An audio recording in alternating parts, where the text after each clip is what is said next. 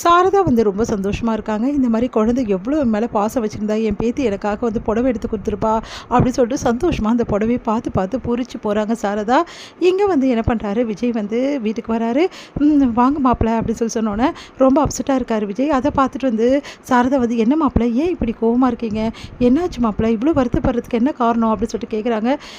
என்னத்தை நான் சொல்கிறது, காவேரி பற்றி சொல்ல தான் வந்தேன். என்ன மாப்பிள்ளை நேற்று வீட்டுக்கு வந்தால அதை பற்றியா, எனக்கே ஒன்றும் புரியல மாப்பிள்ள, எதுக்காக நீங்கள் இல்லாத போது வீட்டுக்கு வந்தாவ, தாத்தாவை பார்க்க போனேன்னு சொல்கிறா, தாத்தாவை இப்போ எதுக்கு திடீர்னு பார்க்க போனோம், பழைய காவேரியாக இருந்தால் காரணமே இல்லாமல் போயிட்டு பாப்பா பெரியவரை பார்த்துட்டு பேசிகிட்டு இருப்பா. ஆனால் இப்போ தான் இந்த காவேரிக்கு எதுவுமே ஞாபகம் இருக்காதே, எதுக்காக உங்கள் தாத்தா பார்க்க போனா அப்படின்னு சொல்லிட்டு கேட்டோன்னே, அது ஏன் கேட்குறீங்க அத்தை, எனக்கு ரொம்ப டென்ஷனாக இருக்குது, அவள் பண்ண வேலை, அவள் என்ன பண்ணியிருக்கா தெரியுமா அப்படின்னு சொல்லிட்டு நடந்த விஷயத்துக்கு எல்லாத்தையும் சொல்கிறாரு. இந்த மாதிரி மேட்ரிமோனியில் பேர் கொடுத்தது எல்லாத்தையும் சொல்கிறாரு. அதை கேட்டுட்டு சாரதா செம்ம டென்ஷன் ஆகிடுறாங்க. என்ன மாப்பிள்ளை இவ இப்படி பண்ணியிருக்கா, நான் நினச்சி கூட பார்க்கல இப்படி பண்ணுவான்னு, எப்படியாவது அவள் மனசில் நீங்கள் இருப்பீங்க, அதுக்காக தான்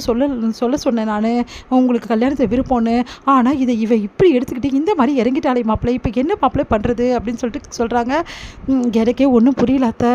தாத்தா சொல்லும்போது எனக்கு ஒன்றுமே புரியல, அவருக்கும் வேறு வழி இல்லாமல் எல்லா டீட்டெயிலும் அவரும் கொடுத்துருக்காரு, அவருக்கும் ஒன்றும் புரியலையா அப்படின்னோடனே, இப்படி பண்ணிட்டாலே மாப்பிள்ளை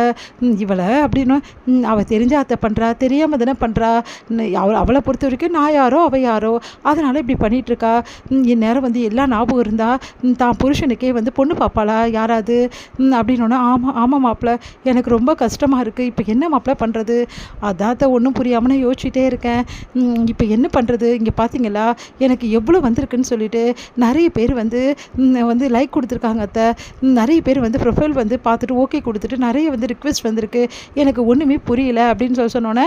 அப்படியே மாப்பிள்ள ஆமாம் தாத்தா எல்லாத்தையும் எனக்கு அமுச்சு விட்டுருக்காரு, அவர் ஃபோனில் நம்பர் தான் கொடுத்துருக்கா இவ அப்படின்னு ஒன்றும் புரியாமல் அப்படியே பார்த்துட்டே இருக்காங்க சாரதா.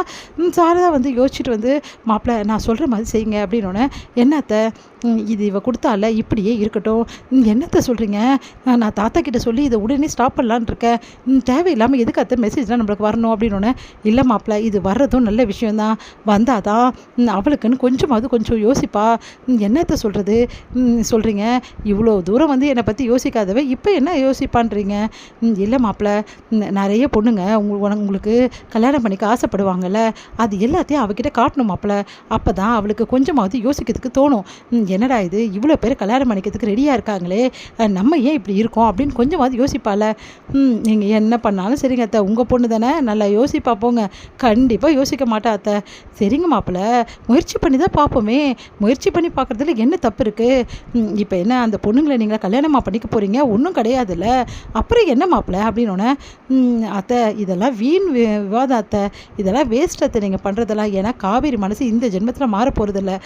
அவளுக்கு ஞாபகமும் வரப்போகிறதில்ல, நான் என்ன பண்ணுறதுன்னு ஒன்றுமே புரியாமல் நான் யோசிச்சுட்ருக்கேன், நீங்கள் வேறு இப்படிலாம் சொல்கிறீங்க, புது பிரச்சனை இழுத்து விட்டால் பெரிய பிரச்சனை ஆகிடும் அத்தை, தேவையில்லாமல் எதுக்கு அத்தை நம்ம புதுசாக ஒரு பொண்ணுங்கிட்டலாம் போகணும் அப்படின்னோடனே, நீங்கள் சொல்கிறதுலாம் கரெக்டு தான், அவங்கள என்ன பார்க்கவா போகிறோம் இல்லை வர வைக்க போகிறோமா, இந்த மாதிரி வந்திருக்கு இவ்வளோ வந்திருக்கு அப்படின்னு சொல்லிட்டு காவேரி வெறுப்பேற்றி விடுவோம் மாப்பிள்ள, அப்போவாவது அவளுக்கு உங்கள் மேலே கொஞ்சம் கரிசனை வருதா, உங்கள் மேலே ஈர்ப்பு வருதான்னு பார்ப்போம், ஒரு வேளை பொறாமையில்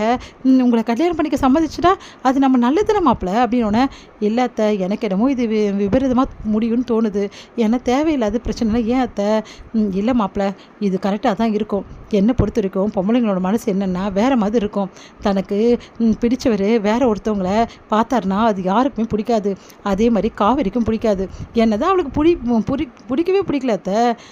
பிடிக்கல நீங்கள் சொல்கிறீங்க, ஆனால் உங்களை பிடிக்காமையே உங்கள் வாழ்க்கை நல்லா இருக்கணும் அவள் யோசிச்சிருப்பா, இதை தான் தாத்தாவும் சொல்கிறாரு, எனக்கு ஒன்றும் புரியல அத்தை என்ன பண்ணுமோ, இப்போ என்ன அந்த நான் ஸ்டாப் பண்ண வேணான்றீங்களா, ஆமாம் மாப்பிள்ள சரிங்க அத்தை நான் ஸ்டாப் பண்ணல, என்ன நடக்குதோ கடவுள் விட்ட வழி, நான் வர அத்தை அப்படின்னு சொல்லிட்டு மனசு கஷ்டப்பட்டு அங்கேருந்து போகிறாரு நம்ம விஜய்.